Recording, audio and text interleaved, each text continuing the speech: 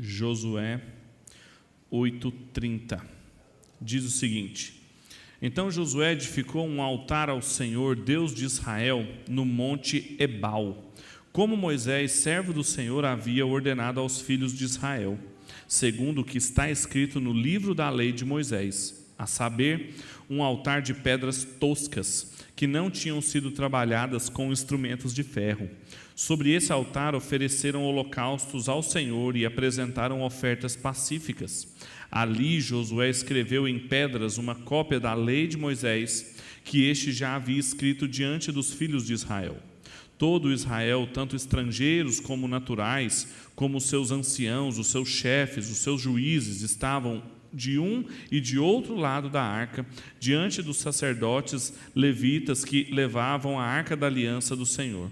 Metade deles se postou em frente ao monte Gerizim, e a outra metade em frente ao monte Ebal, como Moisés, servo do Senhor, havia ordenado anteriormente, para que o povo de Israel fosse abençoado. Depois Josué leu todas as palavras da lei, a bênção e a maldição, segundo tudo o que está escrito no livro da lei. Não houve uma só palavra de tudo o que Moisés havia ordenado que Josué não lesse para toda a congregação de Israel e para as mulheres, as crianças e os estrangeiros que viviam no meio deles. Vamos orar? Pai, muito obrigado porque nós estamos diante da sua palavra mais uma vez. Nós pedimos que o Senhor nos conduza através dela, nos ajude a nos concentrarmos em entender e obedecer a sua palavra que vai ser exposta aqui essa noite. Nós te pedimos isso para a glória do seu nome e para a edificação da sua igreja. Em nome de Cristo Jesus. Amém.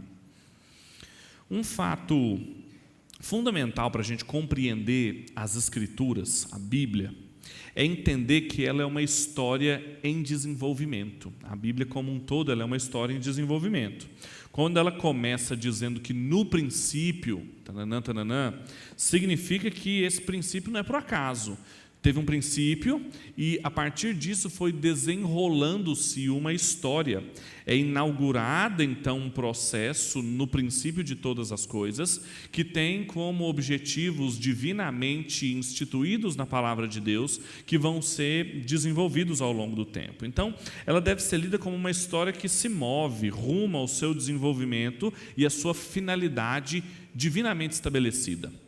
E bem, qual é essa finalidade? É justamente o estabelecimento do reino de Deus. Se você quer uma espécie de coluna vertebral para você ligar os vários temas das Escrituras, é claro que existem vários bons candidatos a serem temas que são o fio dourado, que mantém unificada toda a Bíblia. Tem um teólogo norte-americano chamado John Frame que diz que a gente tem uma certa liberdade de escolher um ou outro tema, porque eles servem como se fossem perspectivas para nós. Mas o reino de Deus, ou o reinado de Deus, é um tema dominante. Ele serve como esse fio dourado que mantém unificada essa história que está se movendo. No meio das diversas cidades humanas que a gente vai lendo ao longo do texto, existe o propósito revelado de Deus estabelecer o seu reinado, encontrar um povo de Deus num lugar de Deus, sobre os domínios de Deus, como Graham Goldsworth coloca. E a história, então, que se inicia no Éden é justamente a história do reinado de Deus habitar com o seu povo, escolher um povo para habitar consigo no Éden, ali em todas aquelas estruturas que simulam, fornecem os paradigmas para os templos que vão ser construídos depois, que encontram ali no Jardim do Éden o seu paradigma principal. Ele tinha um projeto de habitar conosco, e esse projeto ele foi temporariamente paralisado por causa da desobediência do ser humano, né? Ele foi interrompido porque o pacto que ele tinha feito com os seres humanos que estavam ali habitando com ele foi quebrado. Mas quando esse pacto foi quebrado, Deus não colocou todo o seu projeto ou todo esse processo que ele havia iniciado ali no princípio de todas as coisas, ele não colocou tudo isso a perder, não era o fim, porque ali mesmo no Éden Deus fez uma promessa que ele restauraria o seu reino, restauraria o projeto desse reinado de Deus que ele havia iniciado ali e voltaria a habitar conosco. E o modo como Deus tem feito isso ao longo da história são através de pactos ou de alianças, que são também conceitos muito importantes para a nossa fé. Cada uma das alianças que Deus foi fazendo, a aliança com Adão, a aliança com Noé, a aliança com Abraão, a aliança com Josué e todas as alianças que foram feitas, elas dizem respeito ao avanço dessas promessas que Deus teve, que essas promessas que Ele proferiu, de que Ele habitaria conosco, que Ele reorganizaria e reestabeleceria o seu reinado no meio de nós, declarando e garantindo que isso iria acontecer. Cada vez que Deus ia ao encontro de um ser humano e Ele fazia um pacto com ele, fazia uma aliança com ele, era como se Ele estivesse dizendo: eu vou cumprir as minhas promessas que eu fiz lá no Éden, eu vou reestabelecer o meu reinado, vocês vão ser o meu povo, habitando num lugar onde eu vou os colocar sob os meus domínios, me obedecendo, vivendo de uma forma que eu quero que vocês vivam. E os regentes da aliança, Adão, Noé, mas principalmente Abraão, mostraram como que Deus cumpria o que Ele prometia através das suas relações pactuais ou aliancistas, né? E a maldição que estava sobre Adão estava sendo paulatinamente tirada através da bênção que ele declarou, primeiro com Abraão, mas depois com todas as outras pessoas, como nós lemos na lei aqui, que a bênção está sobre 1000 gerações daqueles que me obedecem, daqueles que me agradam.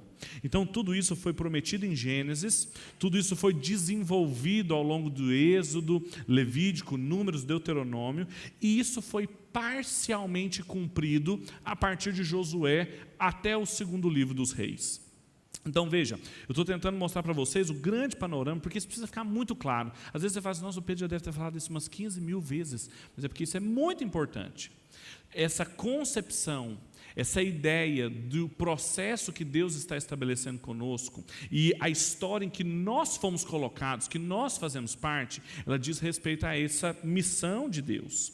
Ou seja, à medida em que a história bíblica avança, move-se do projeto da criação para uma realidade de governança de Deus, esse desenvolvimento é importante e ele vai sendo mostrado em cada uma das páginas das Escrituras. Quando Ele liberta o povo do Egito, quando Ele promete uma terra para eles, quando Ele manda esse pessoal para a terra prometida, portando a sua lei, portando a sua vontade revelada, anotada para eles, para que eles pudessem viver. O que Ele estava fazendo aqui? Cumprindo a sua palavra de que Ele habitaria conosco mais uma vez. Então isso tudo foi parcialmente cumprido em Josué.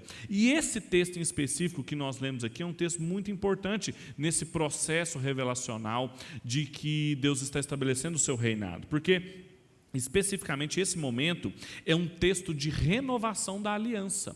O que nós vimos acontecer aqui, e algumas bíblias da Sociedade Bíblica têm até esse título em cima do texto, que é sobre a renovação da aliança, porque acaba de ser iniciada a posse da terra prometida aqui. Eles tinham conquistado a primeira cidade, Jericó, no capítulo 6, em seguida eles tinham uma segunda cidade para conquistar, que era Ai, só que eles, por causa do pecado de Acã, tiveram uma derrota ali. Então, por causa da quebra do pacto que Deus tinha estabelecido com eles, quando disse: olha, vocês vão entrar na terra e vocês vão destruir tudo que tem lá, vocês não vão pegar nada vocês vão precisar daquele povo, então me obedeçam. E Acã foi lá e desobedeceu o Senhor, pecou, quebrou a aliança, e por causa do seu pecado, muitos morreram e eles não conseguiram avançar no processo de conquista da terra, no processo de ver as promessas de Deus sendo cumpridas. Então o que o povo teve que fazer? No capítulo 8, então, no capítulo 7 já, eles vão atrás de Acã,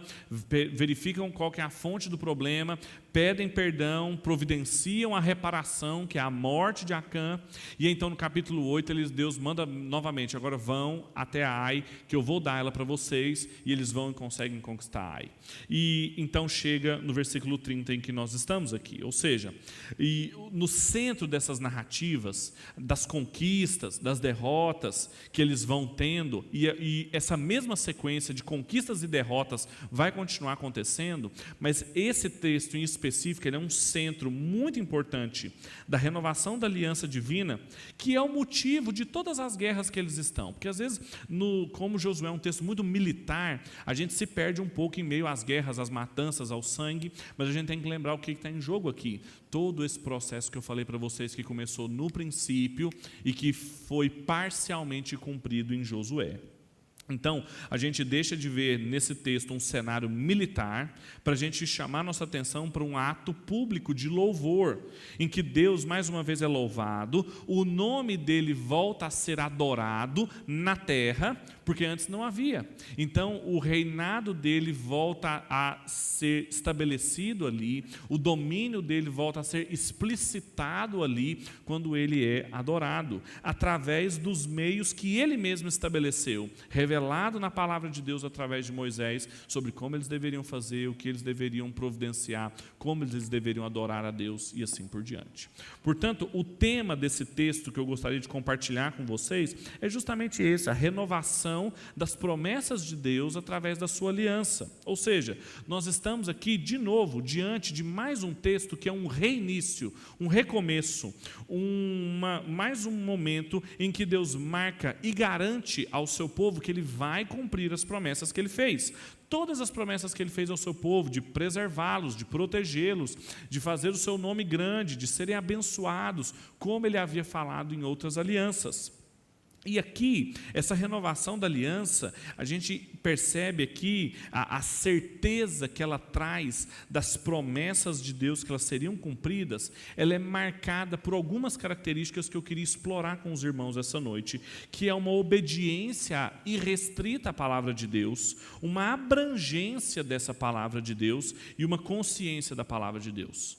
A lei de Moisés, a palavra de Deus revelada na pena de Moisés e registrada aqui, ocupa o centro desse texto, e quando Deus renova a sua aliança com o seu povo, o procedimento através do qual ele faz isso é marcado por obediência, abrangência e consciência da palavra de Deus, e eu gostaria de expor cada um deles. Em primeiro lugar, eu vou pedir para que você volte à sua Bíblia, a partir do versículo 30, a renovação da aliança e da certeza nas promessas de Deus envolve necessariamente obediência à palavra de Deus. Veja o que diz o versículo 30. Então, Josué edificou um altar ao Senhor, Deus de Israel, no Monte Ebal, como Moisés, servo do Senhor, havia ordenado aos filhos de Israel, segundo o que está escrito no livro da lei de Moisés, a saber, um altar de pedras toscas que não tinham sido trabalhadas com instrumentos de ferro. Sobre esse altar ofereceram holocaustos ao Senhor e apresentaram ofertas pacíficas. Ali Josué escreveu em pedras uma cópia da lei de Moisés, que este já havia escrito diante dos filhos de Israel. A primeira coisa que a gente aprende nesse texto aqui é uma postura de obediência à palavra de Deus por parte de Josué. E se vocês se lembrarem do texto que eu acabei de mencionar, que vem imediatamente anterior a esse texto, é a desobediência de Acã. Depois da desobediência de Acã e das consequências do pecado, da gravidade que o pecado de uma pessoa teve em relação a todas as outras, o que acontece aqui é que Josué procura obedecer a Deus de maneira muito estrita, fazendo tudo o que o livro da lei de Moisés havia dito. Então há uma direta relação entre a desobediência de Acã e a estreita obediência de Josué aqui, edificando um altar segundo as instruções que estão em Deuteronômio 27, que eu vou ler para vocês vão ver que parece que é uma repetição do texto de Josué, de tão estreito que ele estava na sua obediência. Deus disse a Moisés e aos anciãos de Israel: guardem todos os meus mandamentos que hoje lhes ordeno. No dia em que vocês passarem o Jordão e entrarem na terra que o Senhor teu Deus lhe dá, levantem pedras grandes e as pintem de cal. Ao passarem, escrevam nessas pedras todas as palavras dessa lei, para que vocês entrem na terra que o Senhor teu Deus lhe dá, a terra que mana leite e mel, como o Senhor teu Deus dos seus pais lhes prometeu. Quando vocês estiverem passando o Jordão, levantem essas pedras no monte Ebal, como hoje lhes ordeno, pintem-as com cal, e ali vocês devem construir um altar ao Senhor seu Deus, altar de pedras que não tenham sido trabalhadas com instrumentos de ferro. Construam o altar do Senhor seu Deus com pedras toscas, sobre esse altar lhe ofereçam holocaustos e também sacrifiquem ofertas pacíficas. Comam ali, alegrem-se na presença do Senhor seu Deus, e nessas pedras escrevam de forma bem nítida todas as palavras dessa lei. Vejam como as ordenanças de Deus em Deuteronômio 27 para Moisés e para todo o povo foram cumpridas com rigor por Josué. Cada um dos elementos aqui são muito importantes. Cada um dos elementos aqui são escolhidos pelo próprio Deus para renovar a sua relação com o povo, para renovar o seu pacto, para renovar a sua aliança que ele tinha.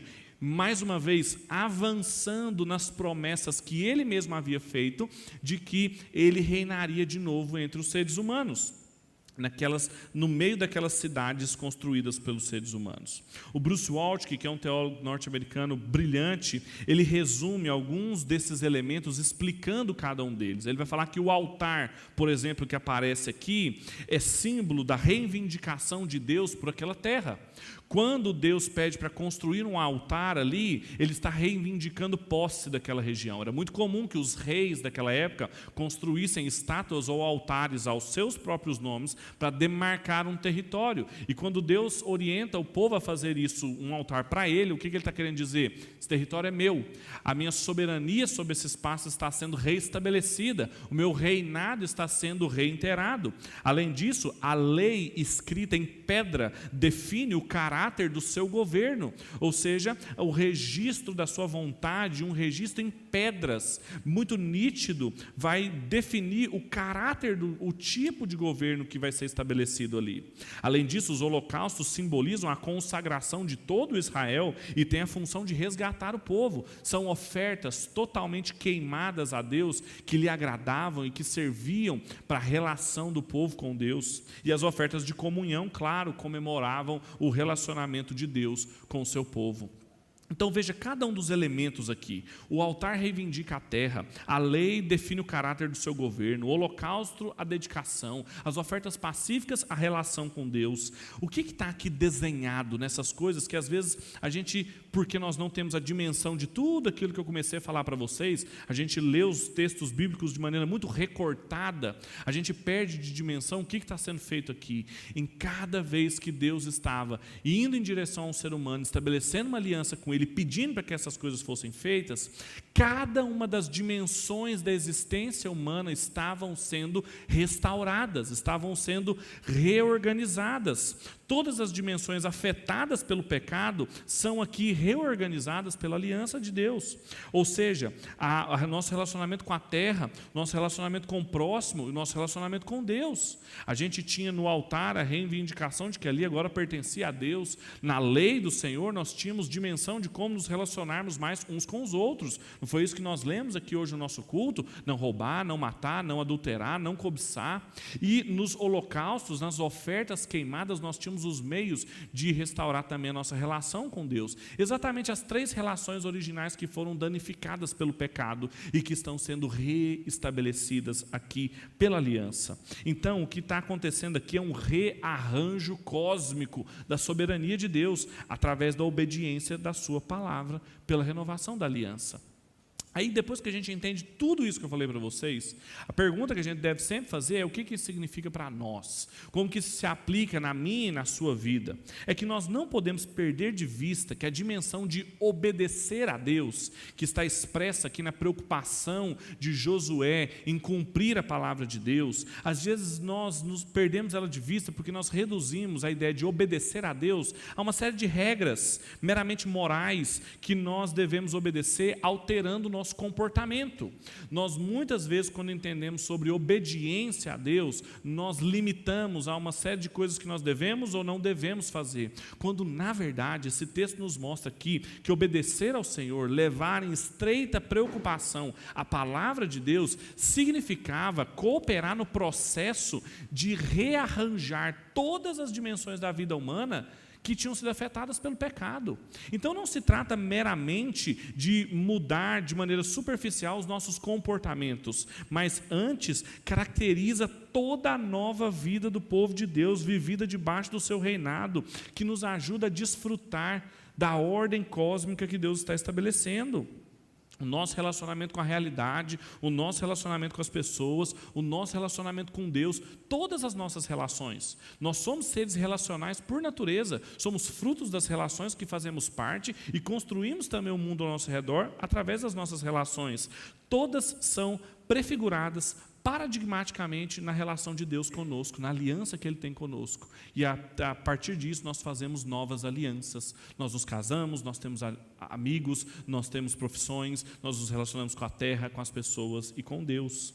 Então não existe vida verdadeira fora da obediência à palavra de Deus. Obedecer à palavra de Deus não diz respeito a meramente mudar o nosso comportamento.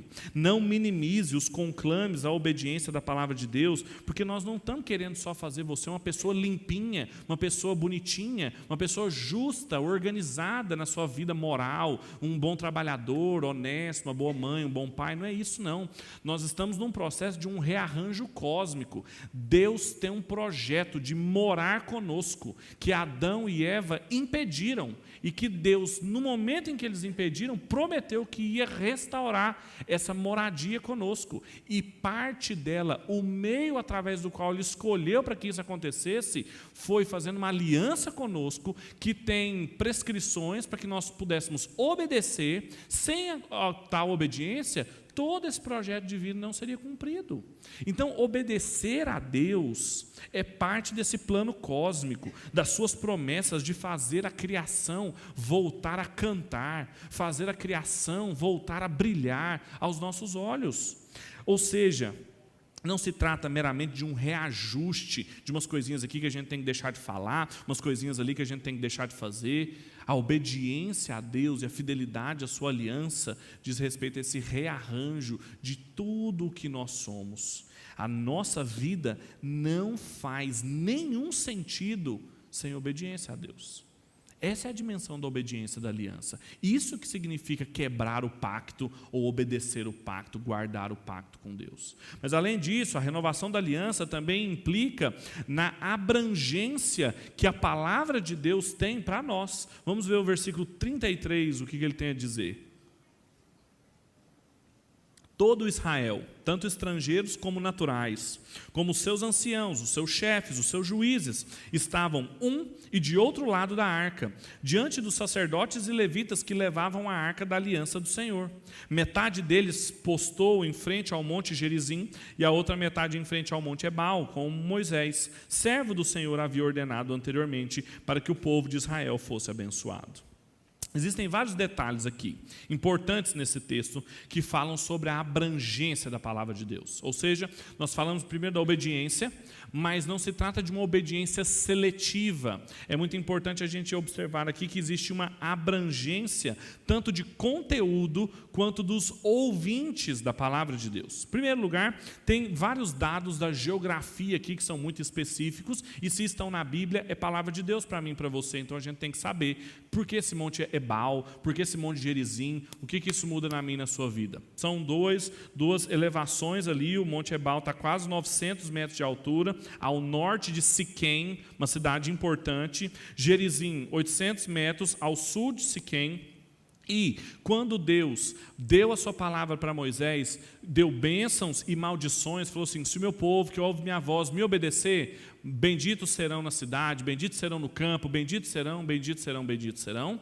E depois ele falou: mas se não me obedecerem, malditos serão na cidade, malditos serão nos campos, e as maldições. E ele falou: quando você for ler isso aqui para eles, para o seu povo, na terra prometida, você vai ler as bênçãos viradas para o monte Gerizim, e você vai ler as maldições viradas para o monte Ebal. E é por isso que o povo estava, metade deles, 6 tribos viradas para o monte Ebal, e 6 tribos viradas para o monte Gerizim. Monte Gerizim muito mais exuberante, muito mais fértil e, claro, um símbolo e um paradigma da frutificação e da obediência a Deus, e o Monte Ebal, claro, da maldição. Agora, a terra de Siquém também é muito importante. Cada uma dessas construções rochosas estava ou ao sul ou ao norte de Siquém. E Siquém é muito significativa, porque é uma cidade em que os patriarcas visitaram. A primeira aliança que Deus fez e o primeiro altar que foi levantado a Deus depois de Babel, com Abraão, em Gênesis no capítulo 12, versículo 6, foi ali em Siquém. E a primeira terra que Jacó comprou com parte da sua herança, do seu trabalho, também cumprindo as promessas de Deus que ele separaria uma terra para o seu povo, foi Siquém, em Gênesis 33. Então é um símbolo inquestionável essa cidade, das promessas de Deus, do pacto que Deus tinha com Abraão, com Isaac, com Jacó, com os patriarcas, com os descendentes do seu povo, que nós também somos descendentes pela fé. E todo o povo estava então, portanto, diante de Deus aqui, diante dos montes onde Moisés mandou a lei ser lida mais uma vez. Todo o povo, estrangeiros e naturais. Tinha muita gente que tinha vindo com Israel até a terra prometida. Algumas pessoas também falam que Siquém, nós não temos nenhuma anotação de batalha na ocupação de Siquém, então muito provavelmente os estrangeiros também estavam lá. Mas veja, no texto também tem anciãos, chefes, juízes, sacerdotes, levitas, civis. No versículo 35 nós vamos ler que tem homens, mulheres, adultos e crianças e estrangeiros. Todo mundo. A abrangência da palavra de Deus diz respeito não só ao seu conteúdo, foi lida as maldições e foram lidas as bênçãos de Deus, mas não foram lidas só para algumas pessoas, não foi só para Josué, não foi só para os sacerdotes, não foram só para os juízes, foi para todo mundo, inclusive as crianças. Todos estavam diante da presença de Deus. Há um detalhe aqui no texto que passa desapercebido: a Arca da Aliança estava lá. A Arca da Aliança era símbolo da presença de Deus. Deus estava no meio do seu povo. Deus estava cumprindo a promessa de que Ele habitaria de novo com o seu povo, e Ele estava ali com a sua vontade sendo lida. Todos estavam diante de Deus, diante de toda a lei de Deus, das bênçãos e das maldições, dos dois lados que são possíveis ficarmos do pacto. E cada uma dessas diferenças etárias, de gênero, sociais, que o texto gosta de ressaltar, são muito interessantes porque elas são dissolvidas diante dessas duas outras posições que nós podemos estar. Não interessa se você é homem, se você é mulher, se você é um juiz ou se você é um civil, se você é um estrangeiro ou se você é um judeu. O que interessa é se você vai estar debaixo das bênçãos da aliança de Deus ou se você vai estar debaixo das maldições da aliança de Deus. Se você vai quebrar o pacto com Deus ou se você vai cumprir o pacto com Deus. Porque cada uma dessas diferenças etárias, de gêneros, sociais, perdem o sentido diante dos dois únicos lados que qualquer ser humano pode estar. Justamente em Siquém, onde tudo começou, onde Deus garantiu que iria cumprir suas promessas, estão sendo reafirmadas numa abrangência, numa amplitude em que a palavra de Deus, para os seus ouvintes, no seu conteúdo, não pode ser negada. Então, depois que a gente entende todos esses detalhes, mais uma vez eu pergunto o que isso significa para mim e para você. O que isso muda na minha e na sua vida. É que o pacto com Deus, a aliança que Deus tem, a certeza de que Ele vai cumprir as suas promessas, envolve toda a palavra de Deus. Envolve, em primeiro lugar, como a gente já falou, obedecer a Deus. Mas não vai obedecer a Deus aonde dá, aonde eu gosto, aonde eu tenho facilidade. Envolve toda a palavra de Deus, não apenas os trechos onde nós somos mais abençoados, mas também nas condenações. O pacto, a aliança que Deus tem com o seu povo sempre foi formada, explicitada, confrontada pelos dois lados possíveis que nós poderíamos ocupar. Estão diante de você os caminhos de vida ou caminhos de morte, e não poderia haver seletividade na escuta e na obediência da palavra de Deus. Todos deveriam escutar e todos deveriam escutar tudo que a palavra de Deus falava. Mas também a misericórdia de Deus estava presente nas bênçãos, mas sua justiça e sua santidade também frente ao pecado e à quebra da aliança. E o mesmo ainda vale para mim e para você nos dias de hoje. Porque quando nós nos lembramos, por exemplo, do apóstolo Paulo escrevendo a segunda carta dele à igreja em Corinto, falando de que ele estava contrariado porque não iria visitá-los, porque as divisões, as contendas, os problemas que tinham ali o impediriam de ir. Ele fala algo muito interessante, essa mesma realidade dupla do pacto que está diante de mim e de você, todas as vezes que nós somos confrontados com a palavra de Deus. Ele vai dizer, na segunda carta aos Coríntios, no capítulo 2, versículo 14, que graças a Deus, que sempre nos faz triunfar em Cristo e por meio de nós manifesta todo o lugar, a fragrância do seu conhecimento. Veja a imagem que ele usa, a fragrância do conhecimento de Deus, um cheiro bom. Porque para Deus somos o bom perfume de Cristo, nos que se salvam, não nos que se perdem. Mas para esses, os que se perdem, cheiro de morte para a morte. Mas para aqueles, os que se salvam, cheiro de vida para a vida. E para essas coisas, quem é idôneo? Quem é neutro? Quem fica em cima do muro? Porque nós não somos, como muitos falsificadores da palavra de Deus têm falado de Cristo com sinceridade, como de Deus na presença de Deus. Olha a situação que o apóstolo Paulo está falando. Ele falou, olha, graças a Deus por Cristo, porque apesar de todas essas confusões que vocês estão vivendo aí, a gente pode sentir a fragrância do conhecimento de Deus. Porque quando o evangelho é ouvido, para aqueles que são salvos, ele é um perfume. Mas para aqueles que são condenados, ele fede morte. Não tem neutralidade, não tem idoneidade diante disso. A palavra de Deus precisa ser experimentada em sua abrangência. Caso contrário, quem não faz isso? O que o apóstolo Paulo chama de falsificadores da palavra de Deus. Uma espiritualidade seletiva, uma teologia construída com base em textos melhores para os seus interesses, em que as honras não são dadas ao Deus, mas a nossa própria honra, aos nossos próprios interesses e a ressonância que nós temos às nossas próprias vontades. Da mesma forma que o povo, todo ele, foi colocado diante das maldições e das bênçãos de Deus, o Evangelho também nos coloca nessa mesma posição. Não tem como ficar neutro. Ou a gente obedece a totalidade da palavra de Deus, ou a gente quebra o pacto.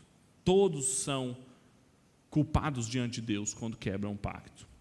E em terceiro e último lugar, a renovação da aliança e a certeza nas promessas de Deus, no avanço desse processo que Deus está estabelecendo, ela é marcada também por uma consciência da palavra de Deus. Obediência, abrangência, mas também consciência da palavra de Deus. Veja o que diz versículo 34 e 35. Depois de Josué ter feito tudo isso, ele leu todas as palavras da lei, a bênção e a maldição, segundo tudo que está escrito no livro da lei. Não houve uma só palavra de tudo que Moisés havia ordenado que Josué não lesse para toda a congregação de Israel, para as mulheres, as crianças e os estrangeiros que viviam no meio deles. Depois de obedecer tudo o que Moisés havia explicitado, depois de escrever tudo aquilo que Moisés havia pedido para ser escrito, Josué também leu. Ele leu toda ela, as bênçãos, as maldições, e leu diante de todo mundo que estava em pacto com Deus. Ninguém foi excusado, ninguém ficaria de fora, nenhum detalhe da palavra também seria omitido a essas pessoas, para que ninguém se escondesse na desculpa de não ter consciência, de não ter conhecimento da palavra de Deus. Eles são confrontados com as exigências do Senhor, as exigências que são necessárias para viver nessa nova terra que eles estão recebendo. O caráter da lei, desse reinado de Deus, da aliança, que eles estão entrando numa nova fase na terra da promessa.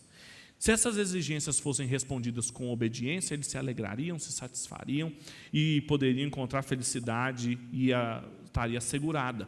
Agora, se eles desobedecessem, como foi o que aconteceu na história de Israel, eles também sabiam o que iria acontecer.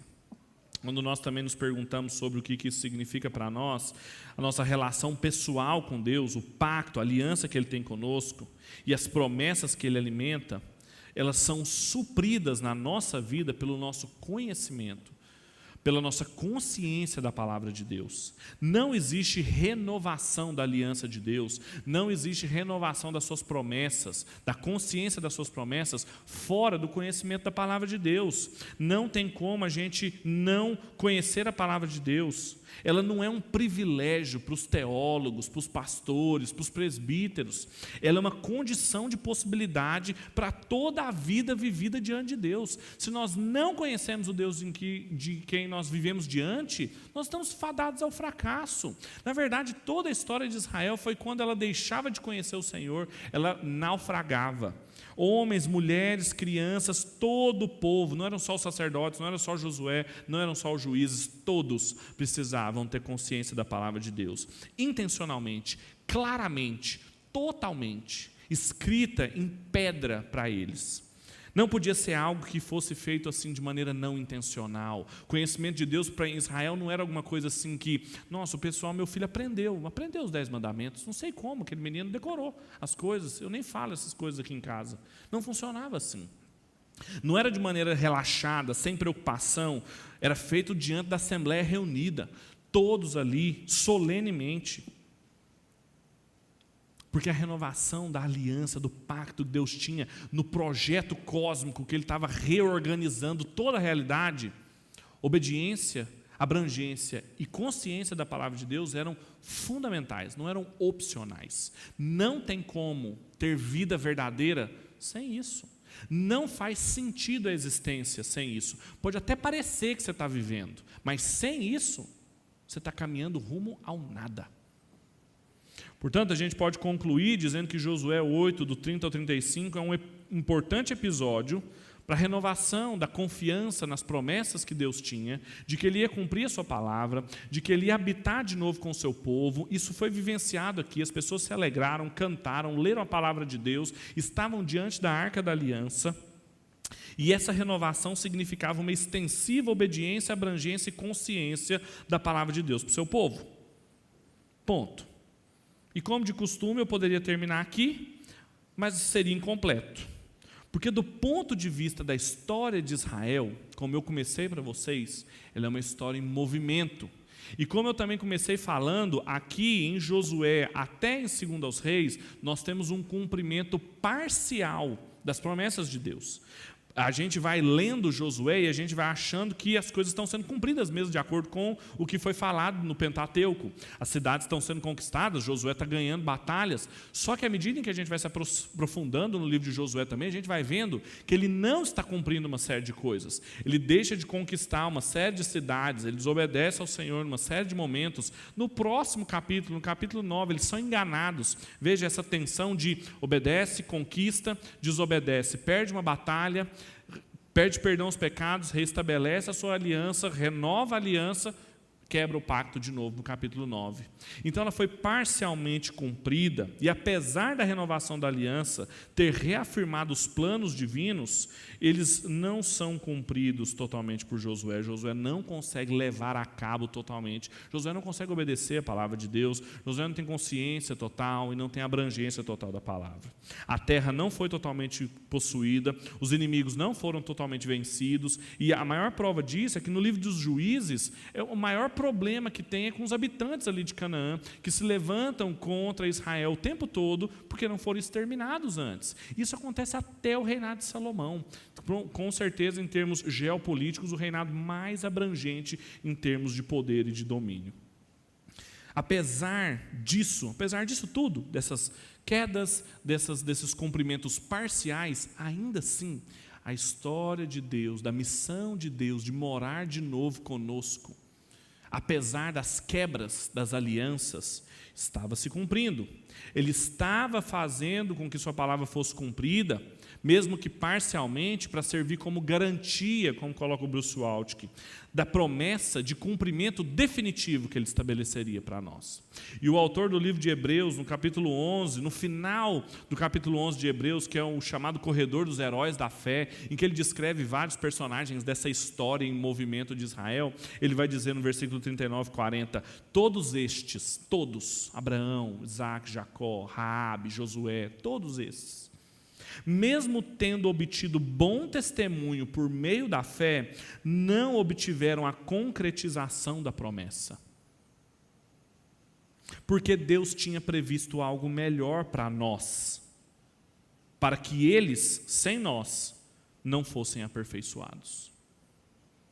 Em Cristo nós temos o cumprimento total dessas promessas, e na nova aliança, no seu sangue, do qual nós vamos participar hoje, nós temos esse processo que Deus começou no princípio, como eu mencionei para vocês, a instauração do seu reino, o reestabelecimento do seu reino, através da renovação da aliança, apontando para Cristo e a aliança no seu sangue, que nos fornece, aí sim, uma obediência irrestrita, completa, à palavra de Deus, Ele mesmo, que era a própria palavra de Deus, o Logos divino, a abrangência no anúncio dessa palavra, porque em Cristo nós vemos a plenitude do conhecimento da divindade e a plenitude da consciência de quem Ele é.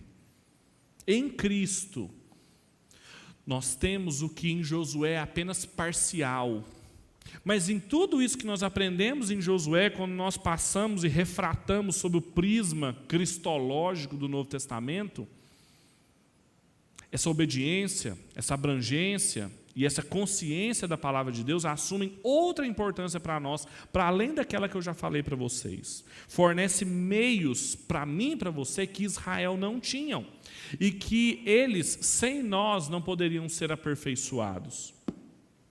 E esses meios precisam alterar o modo como a gente vive as nossas vidas. Isso precisa mudar a forma como a gente vive o nosso cotidiano, entendendo o que é obedecer, conhecer e perceber a palavra de Deus de maneira ampla. O que isso significa?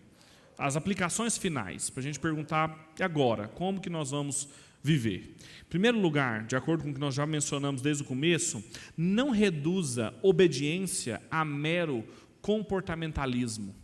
Não troque, não confunda obedecer a palavra de Deus a mudar superficialmente o seu comportamento. Nós não estamos falando, quando falamos de obediência, não estamos falando aqui de vigiar e punir, do Michel Foucault, não estamos falando sobre disciplina dos corpos, não estamos falando assim só de coisas que a gente deve deixar de comer, botar a mão, assistir. Não é só isso, porque quando a gente faz só isso, o nome disso é farisaísmo. Diz respeito a uma transformação muito maior que só pode ser operada através da obediência de Cristo, aplicada na minha e na sua vida e recebida pela fé. De Cristo, que como segundo Adão foi perfeitamente obediente a Deus de uma forma que nós nunca conseguiríamos, inaugurando para nós uma nova vida.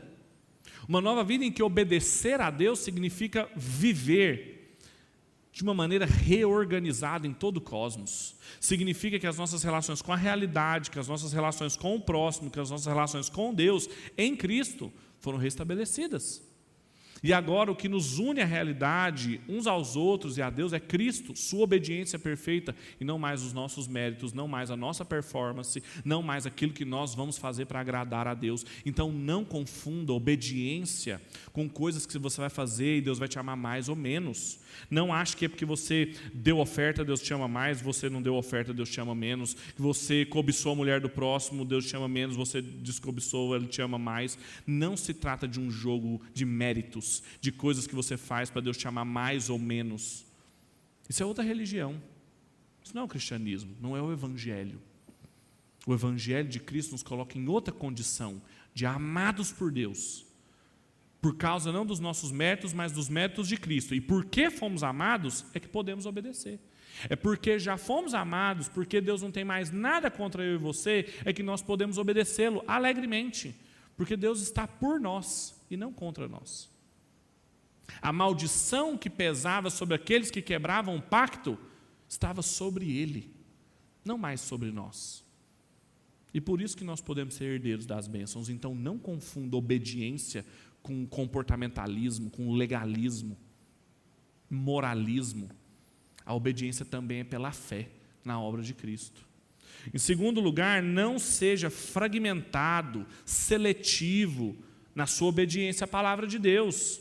Não selecione um evangelho para você que nada tem a ver com o pacto de Deus, mas que é um sinal de nós ainda estarmos presos num narcisismo. Aqui eu obedeço, isso aqui eu acho que não tem mais nada a ver. Isso aqui eu acho que faz sentido, isso aqui tem que atualizar a Bíblia. Isso aqui eu acho que ainda tem espaço, isso aqui não preciso mais obedecer para mim. Não caia nessa fragmentação da palavra de Deus, porque a obra de Cristo nos torna indesculpáveis de que todos nós estamos diante de Deus, diante do pacto de Deus, não tem como fugir. Ou nós somos obedientes a esse pacto, ou nós quebramos esse pacto. Mas todo ser humano está diante do pacto de Deus. Todo ser humano está em pacto com Deus. A diferença dos incrédulos e dos crentes é que uns desobedecem e outros obedecem. mas todos estão em pacto, porque sem pacto a gente não existiria. E aqui há algo bonito demais nesse texto, porque você lembra das divisões etárias de gênero que tinha lá? Homens e mulheres, jovens, crianças, juízes, sacerdotes, levitas, civis. Elas simplesmente dissolvem frente às duas posições que nós podemos estar, ou em Cristo ou fora de Cristo. É por isso que o apóstolo Paulo, em Gálatas, no capítulo 3, no versículo 28, ele vai dizer que em Cristo não há mais homem e mulher, escravo ou livre, grego ou judeu. Há mesmas divisões, porque Cristo é tudo em todos. Então a pergunta é se você está em Cristo ou se você está fora de Cristo. A grande preocupação que a gente tem que ter, o lugar de fala que a gente tem que se preocupar, não é de ser homem, mulher, trans, homo, hétero. A grande questão é saber se estamos em Cristo ou fora de Cristo. Porque fora de Cristo você pode ser qualquer coisa. A mais valorizada dentro da sociedade, você pode ser homem, branco, hétero, cristão, conservador, seja lá o que você quiser ser. Fora de Cristo, isso não vale nada. Contrário senso também é verdadeiro. Em Cristo, nós podemos ser os mais desvalorizados dentro de uma sociedade. Mas isso não diz respeito a quem nós somos, nem a nossa identidade. Podemos ser desprezados, podem ter olhares sobre nós de culpa, de julgamento, porque o nosso casamento fracassou, porque nós não somos bons pais ou bons filhos, porque nós não somos ricos, porque nós não somos prósperos, as pessoas nos julgam. Não interessa. Em Cristo, isso não tem valor. Agora, fora de Cristo, é tudo desespero. Fora de Cristo, cruzou a linha do desespero, como dizia o Francis Schaeffer. E aí, então, você vai ficar igual um louco, querendo saber o que você vai fazer ou não, e nada vai adiantar. Então, não seja seletivo diante da sua obediência. A palavra de Deus tem que ser vivida por você e obedecida por você em sua abrangência, no pacto com suas bênçãos e suas maldições, porque ou a gente quebra o pacto, ou a gente obedece o pacto. Em terceiro e último lugar, não negligencie o seu conhecimento da palavra de Deus. Não negligencie sua consciência teológica. Mais uma vez, teologia, conhecimento de Deus não é um privilégio para os pastores. Eu sempre converso com a minha mãe, eu sempre fico perguntando as coisas para ela, ela tem sempre uma respostinha, que eu inclusive já citei aqui toda vez. Ela fala, não vou ser pastora, eu não preciso saber disso. Isso é para você que vai ser pastor. Conhecimento teológico não é para quem vai ser pastor. Conhecimento de quem Deus é, conhecimento da palavra de Deus, sabendo que só tem duas posições, ou de quem obedece ou de quem quebra essa palavra, é condição da nossa existência, é condição de possibilidade para que a gente tenha vida.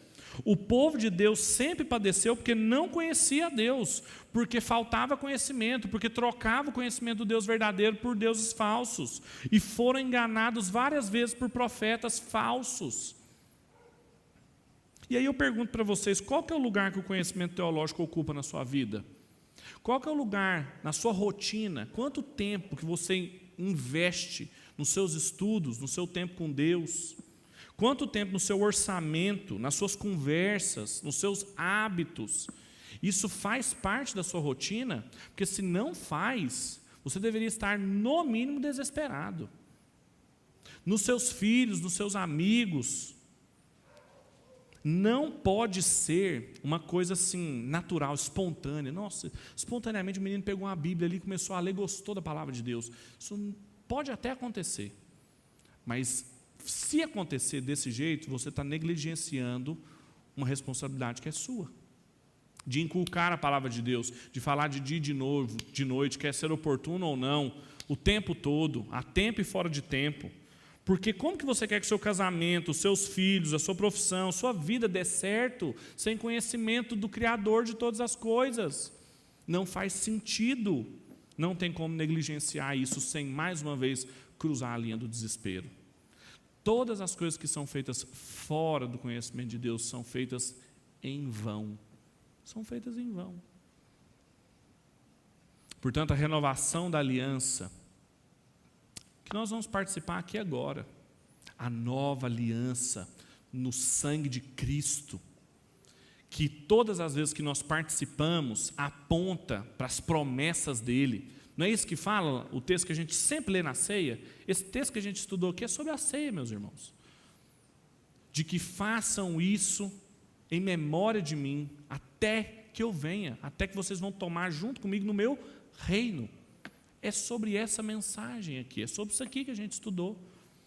Nós vamos participar da mesa, da aliança, na renovação das nossas convicções da promessa de Deus, e elas são alimentadas pela nossa obediência, pela nossa consciência e da consciência abrangente da palavra de Deus. Não é uma consciência pequenina, porque aqueles que não discernem o corpo de Cristo, aqueles que não entendem o que é o povo de Deus sendo conduzido por Deus ao longo de diversas alianças renovadas, o pacto que ele teve e que foi reestabelecido várias vezes, é um povo que come e bebe para a sua própria condenação. Não é isso que fala o texto? Feche seus olhos então e vamos orar.